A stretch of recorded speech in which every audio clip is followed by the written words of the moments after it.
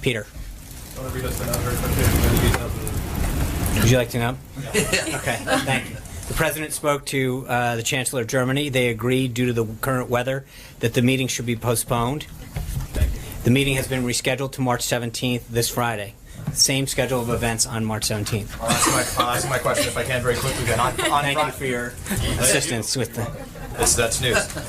You spoke on behalf of the President, quoting him on the jobs report on Friday. Yeah. You said they may have been phony in the past, but it's very real now. I guess the question They is... are very real now. They are very real now. The question Just want to make sure you get it right. When should Americans trust the President? Should they trust the President? Is it phony or real when he says that President Obama was wiretapping? Well, again, let's get back. I think there's two things that are important about what he said. I think recognizing that it's the Obama, he doesn't really think that President Obama went up and tapped his phone personally. I think, but I think there's no question that the Obama administration, that there were actions about surveillance and other activities that occurred in the 2016 election. That is a widely reported activity that occurred back then. The President used the word wiretap in quotes to mean broadly surveillance and other activities during that. And that is, again, something, it is interesting how many news outlets reported that this activity was taking place during the 2016 election cycle, and now are wondering where the proof is. It is many of the same outlets in this room that talked about the activities that were going on back then. So on the same topic, on the CBO report, did the President think it was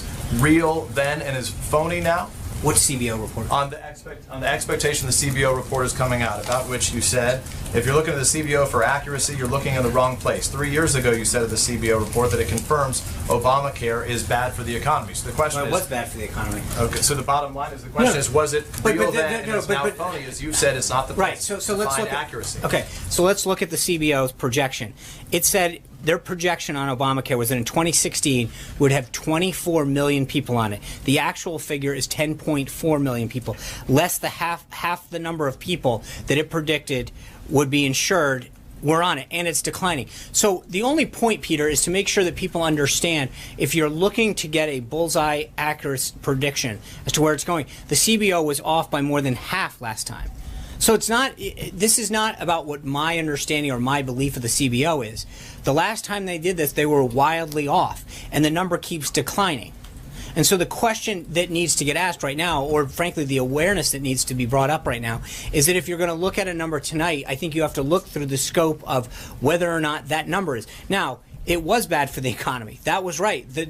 You can glean that in terms of the direction, what the impact that it had. But as far as their numbers go, on the number of people that they predicted back then would be covered now, they were off by more than half. I guess the question is, when can we trust the President when he says something's phony or when he says it's real? You asked a question about CBO, and now you're conflating it with the question of the President. No, I the asked question is about wiretapping first. Okay. And then we went on to CBO. So the question in simple terms is, when he says something is when he says something, can we trust that it's real? Yes. Or should we assume that it's phony? Well, no. Suggest that it's real. Absolutely. How can we believe that it's real when you just told us that it was phony then, but now I did not tell you that, Peter, and you're trying... You told us on Friday that the President said, you didn't, the President said the numbers were phony then, but they're very real now. So how can we trust I think there's a big... He won't later say, actually, it was the opposite. Hold on.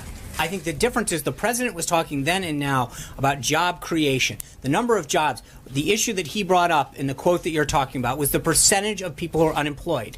And there is no question that no matter how you look at this, whether you talk about 4.7 or 4.8 or whatever the number is, that number fluctuates by how people calculate who's in the workforce. Okay, Peter, let me answer the question.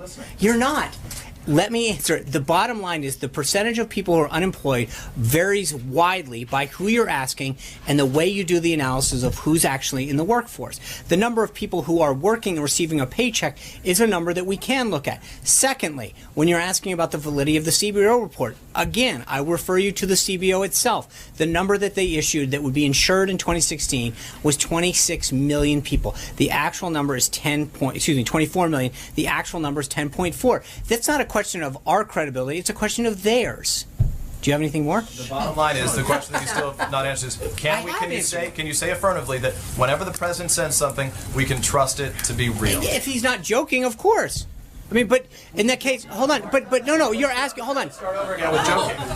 Okay, no. But your point is, if he's, every time that he speaks authoritatively, he's speaking as President of the United States. Like it's more than 3 million Americans voted illegally. Yes, and he still believes that. Was he joking, or does he believe it? He does believe it. Thank you, Julie.